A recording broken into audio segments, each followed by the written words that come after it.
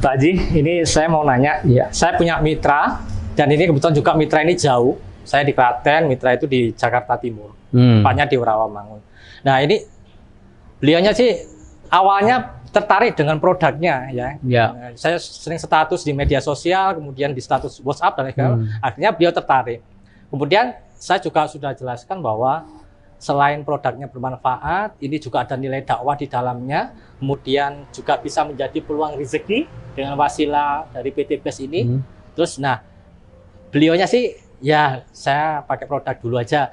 Nanti kalau usia saya udah pensiun, udah tua gitu, udah di atas 60-an Pak Adan. Ini bagaimana bisa meyakinkan, berikan semangat kepada beliau agar tidak hanya memakai produk, tapi juga bisa mengajak rekan-rekan bisnisnya dulu, karena beliau juga kebetulan dulu dari Bea Cukai dari Jakarta Timur itu. Nah, saya ingin memberikan semangat kepada beliau juga agar bisa mengajak mungkin yang lainnya sambil siar dakwah ini untuk bisa ikut bergabung di bisnis PT BES ini. Bagaimana Pak Haji Adam? Ya. Solusinya. Jadi kan begini ya, orang itu masih mau melakukan sesuatu kalau ada sesuatu yang mau dia tuju. Ada sesuatu yang akan dia raih gitu ya, atau dia tuju. Atau bahasanya ketika orang itu masih punya impian. Nah, sebenarnya bukan masalah usia sih. Banyak orang yang justru di usia-usia tua dia mau berbuat banyak.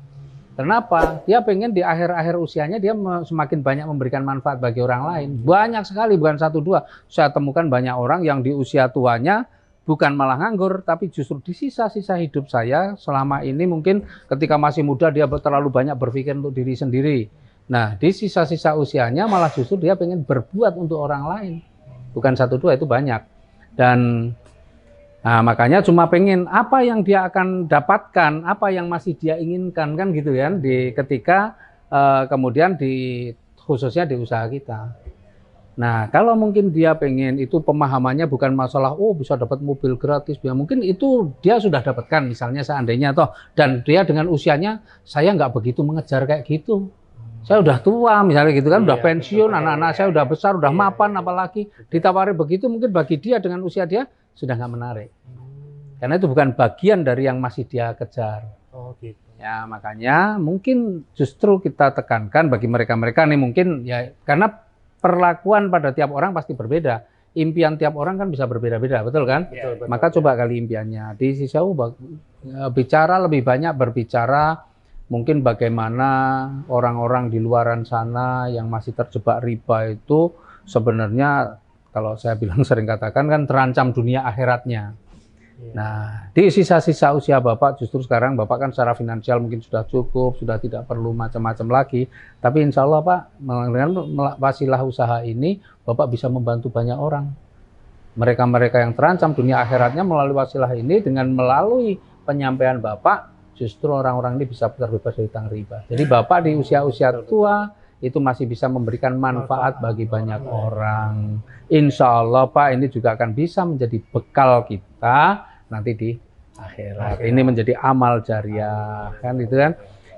Karena banyak faktor Pak. Karena termasuk saya sekarang ini, apa yang memotivasi saya untuk terus bergerak. Karena tadi juga saya sampaikan kan di pertemuan, saya bilang ini sebenarnya kegiatan yang saya lakukan itu dakwah.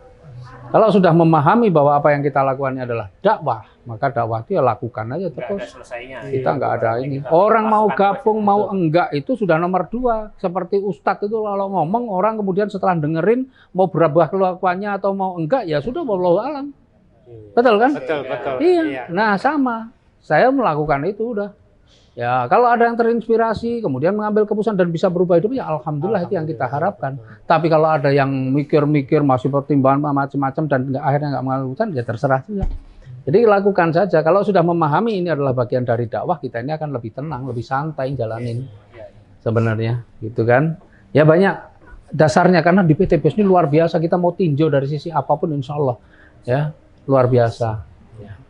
Maka, ya kalau treatmentnya ya begitu kalau menurut saya, ya karena banyak. Kalau kayak Atuk Hijaz almarhum, beliau juga begitu. Di usia-usia tua dia masih harus aktivitas. Karena sebenarnya begini juga, ketika di usia tua kita masih banyak beraktivitas itu sebenarnya juga akan meningkatkan imun kita, membuat hidup kita itu juga lebih tetap bergairah loh daripada hanya di rumah nggak ngapa-ngapain. Justru masih bertemu dengan orang lain, berkomunikasi, bersilaturahmi itu insya Allah juga akan memperpanjang usia juga.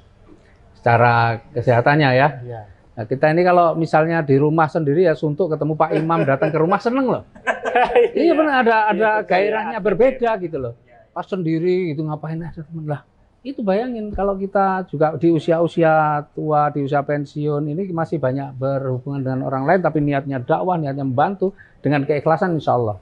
Itu justru akan menjadi sekali lagi ya manfaat untuk dirinya tapi insya Allah juga di akhirat bukannya di dunia.